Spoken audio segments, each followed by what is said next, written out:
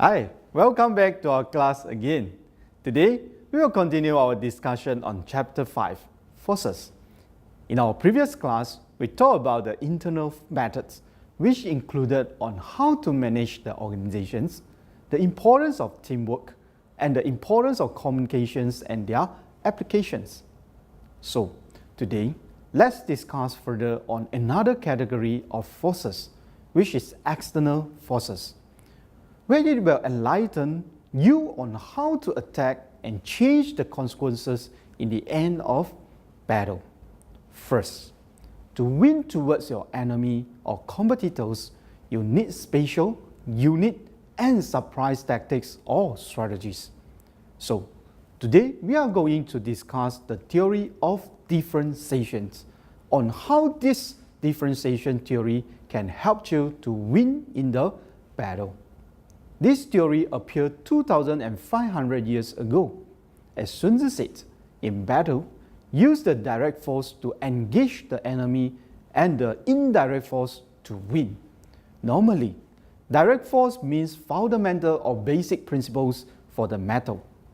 Sun Tzu said, if you want to win, you need to fulfill the minimum requirement in every battle. You need to well be prepared before you start to fight, such as manpower, resources, skill, knowledge, and etc. Sun Tzu also highlighted that with minimum requirement, you can just engage your enemy, but it can't help you to win towards your enemy.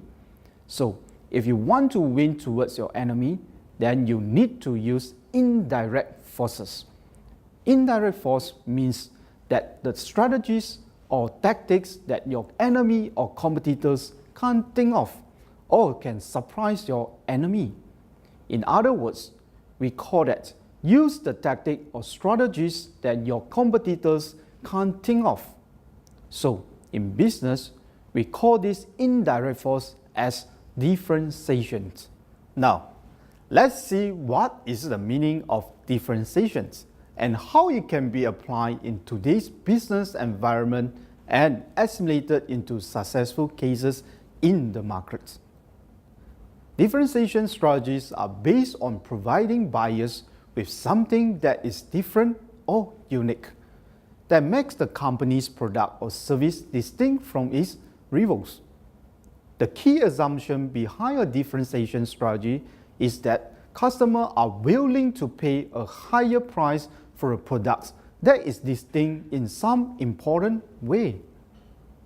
Superior value is created because the product is offered higher quality. It is technically superior in some way because it comes with superior service or has a special appeal in some perceived way. In effect, differentiation builds competitive advantage by making customers more loyal and less price sensitive to a given firm's product. Additionally, consumers are less likely to search for other alternative products once they are satisfied. Differentiation may be achieved in a number of ways. The product may incorporate a more innovative design, may be produced using advanced materials or quality processes, or may be sold and serviced in some special way. Often, customers will pay a higher price if the product or service offers a special value or feel to it.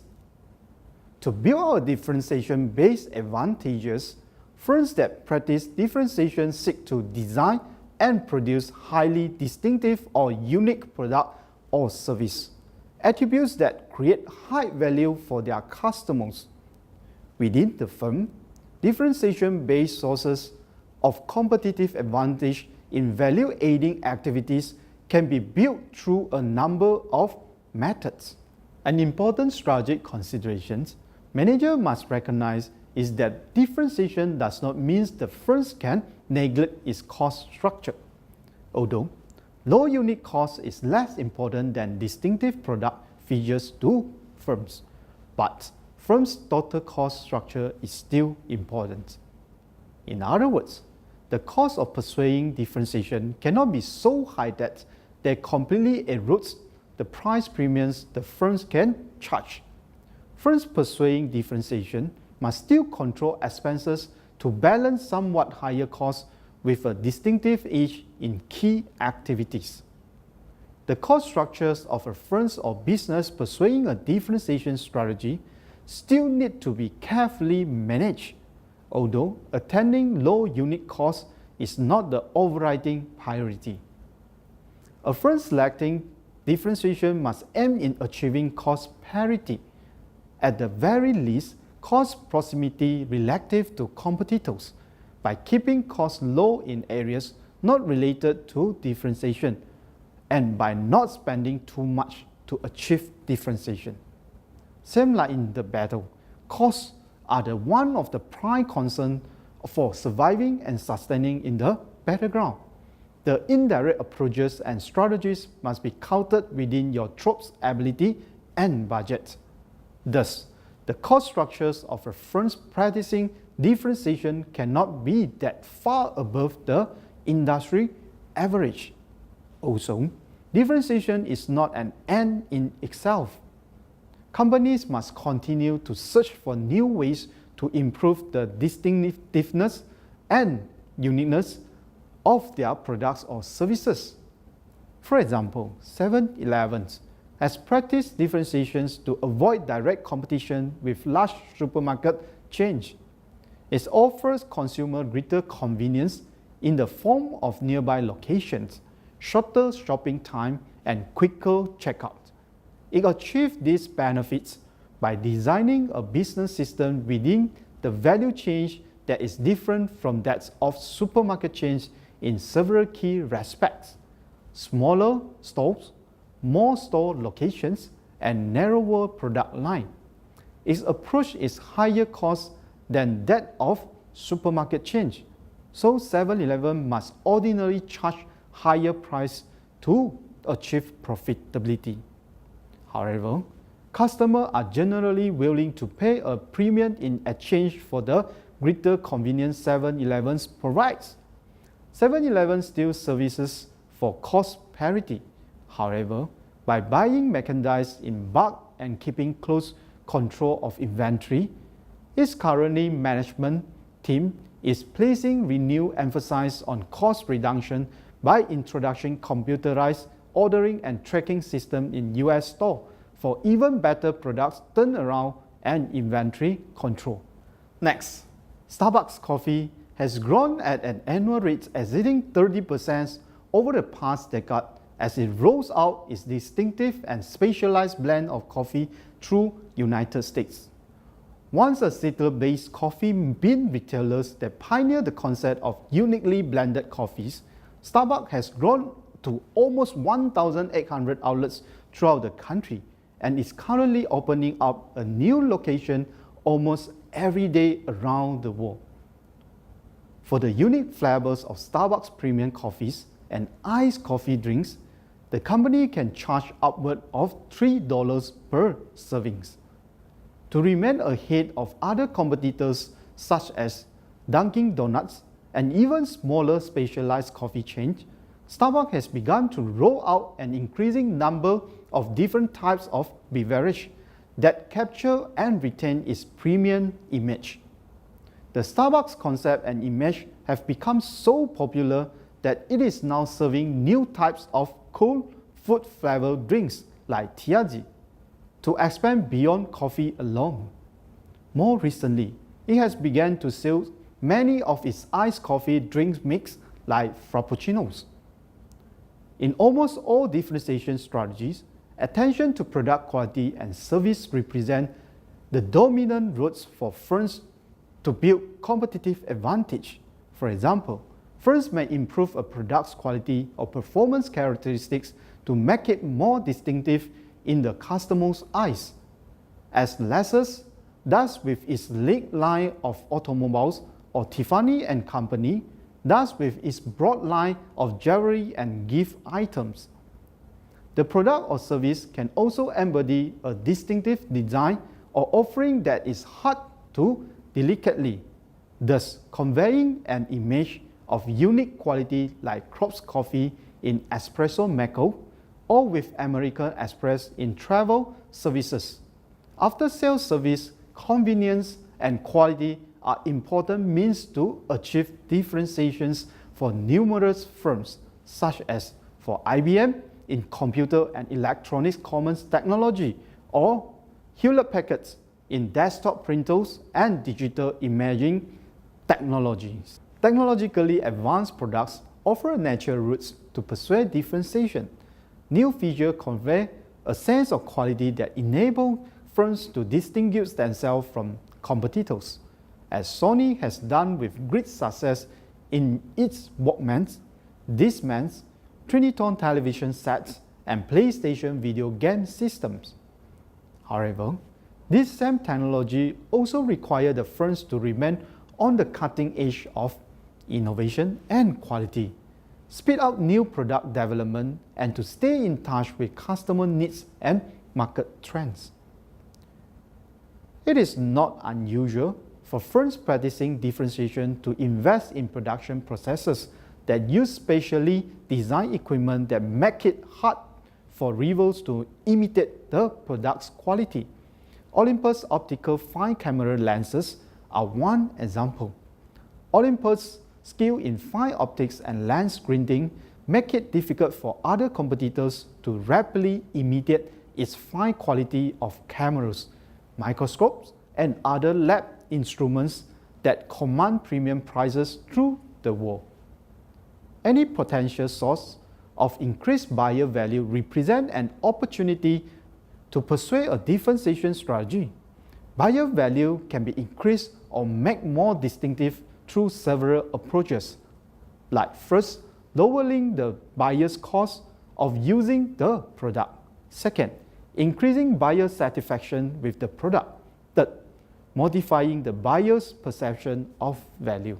Of course, these three approaches to increase buyer value are not mutually exclusive. A distinctive product or service that lower buyers' direct costs can certainly increase their level of satisfaction as well. Nevertheless, increasing buyer value on any dimension usually means a need to reconfigure or to improve other activities within the firm's value chain. Now, we discussed a bit about the advantages of differentiations. A big advantage behind the differentiation strategy is that it allows firms to insulate themselves partially from competitive rivalry in the industry. When firms produce highly sought-after, distinctive products, they do not have to engage in destructive price wars with their competitors. In effect, successful pursuit of high differentiation along with some key product attributes or buyer need may allow a firm to carve its own strategic routes within the industry. This has been particularly the case in the food preparation industry, where large manufacturers try to avoid direct price-based competition with one another through frequent product differentiation and new product introductions. A major advantage behind differentiation is that customers of differentiated products are less sensitive to prices. In practice, this attitude means that firms may be able to pass along price increases to their customers. For example, Samsung smartphones have risen steadily over the past several years for the new product generations introductions like Galaxy S series. However, demand for this smartphone also continues to rise, as does buyer loyalty.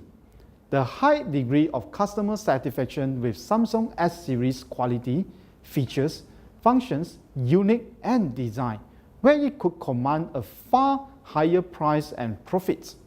Buyer loyalty means that successful firms may see a substantial increase in repeat purchases for the firm's products.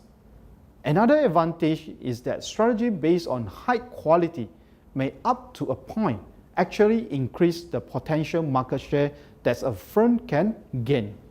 One landmark study noted, in fact, the competitive strategy based on high product quality actually increased market share resulted in significantly increased profitability. Product quality often leads to higher reputation and demand that translate into higher market share. Apple is a great example as well. Finally, differentiation poses substantial loyalty barriers that firms contemplating entry must overcome. Highly distinctive or unique products make it difficult for new entrants to compete with the reputation and skills that existing firms already possess. For example, Nordstrom's ability to woo and retain customers in the cutthroat fashion and clothing retailing industry enabled the leading-edge store chain to anticipate its customer needs and to offer them special promotion before they become available to the general buying public. Nordstrom focused on superior customer service until recently allowed the firms to sell top-of-the-line brands that offer a much higher margin brands targeted to the middle markets. So, as Sun Tzu said, in battle, there are not more than two methods of attack, the direct and the indirect. Yet these two in combination give rise to an endless series of maneuvers. If you know how to use these two methods, direct and indirect strategies, you can become winner. He also added that the person adept at warfare is able to use indirect approaches, strategies, and trope in such infinite way like the ever-changing forces and elements of nature and the ceaseless flowing water of rivers and streams. They end and begin again like the ever-changing roles of the sun and moon. Sun Tzu advocates that if your creativity or innovation ideas are like the flowing waters of river that never ends, then you can easily defeat your enemy. For example, like Apple, it has grown into a major electronics company that offers everything from personal computer electronics to televisions, offering innovative products and creating a network of services that work together. Apple has developed some of the world's most darling technology. Through their business model of innovation and design, they have branded their company as the forerunner in marketing, service, and sales. One of the most successful drivers of Apple's strategy is the creation of their own ecosystem. The Apple line is designed to integrate among other Apple products, seamlessly sharing media across devices. These ecosystems provide users with the ability to share their music files from their iPods to their iPhones to their PC or Apple TV. Leaving the ecosystem would not only be costly, it would be cumbersome to try to assimilate the same ease of use. Another important driver of success is the innovations that Apple has continued to demonstrate. With constant release of new, advanced offerings, Apple has maintained their position as the leader of the technology markets and can draw thousands of their doors in anticipation of the release of a new product. To wield that power, it is evident the company has mastered the art of customer hook. Through skillful advertising and branding, Apple has set the standard for other technology companies to follow. Though few have managed to come close to their level of success. Interestingly, another aspect of Apple that has led to its overwhelming success is the company's willing to fail. There have been several bad apples in the line of Apple products, MobileMe and Ping. For example, these services were not well received and did not perform well in the Apple lineup, so Apple pulled them from their offerings. The company shows little resistance to pulling these values from the markets, but doesn't hesitate to find better use for their technology. The technology was reused and repackaged, finding its way into the iTunes markets and as part of the basic of the cloud. By being willing to fail, Apple demonstrates their commitment to finding new ways of solving problems. So, as Sun Tzu said, the direct and indirect mutually support and reinforce each other. Their interactions and combinations are like two never-ending interlocking rings where the possibilities of their beginnings and endings can never be determined. Apple had fully applied these two strategies, direct and indirect, and that's why Apple is the top company in the world. I hope that you could understand this theory very well. Next, let's move to another theory. Sun Tzu said, the person adept at warfare seeks victory from the battle situation and conditions, and does not rely solely on the efforts of his officials and men. As such, he is able to select the right men and trust them to exploit the battle situation and conditions. In other words, that's it. As the leader, you shouldn't rely on someone in the organizations. If you rely too much on him or her, if one day he or she leaves or can't perform well or does not cooperate with you, the whole organization will collapse. So, Sun Tzu advised that the person you appoint or choose must be the person whom you can trust and can directly control. It can also be applied in the organization too. For instance, if a company relies too much on one or two products to survive or to get profits, it might have risks when once the products fail to get good response from the customers. In business environments, Sony is a good example.